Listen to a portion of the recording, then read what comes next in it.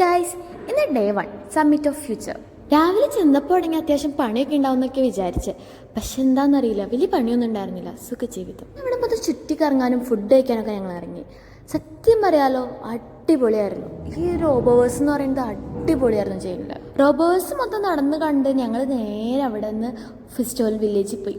Festival village എന്ന് പറഞ്ഞാൽ അതൊരു ശരിക്കൊരു വൈബായിട്ടുള്ളൊരു സ്ഥലം എന്നൊക്കെ അറിയില്ലേ, അത്ര വൈബായിരുന്നു ആ സ്ഥലം. അവിടെ എനിക്ക് ഏറ്റവും വെറൈറ്റി ആയിട്ട് തോന്നുന്നത് എന്താണെന്നറിയോ, അവിടെ പൂ കെട്ടാൻ പൂമാലൊക്കെ ഉണ്ടാക്കാൻ വേണ്ടി പഠിപ്പിക്കണ ഒരു ഇതൊക്കെ ഉണ്ടായിരുന്നു.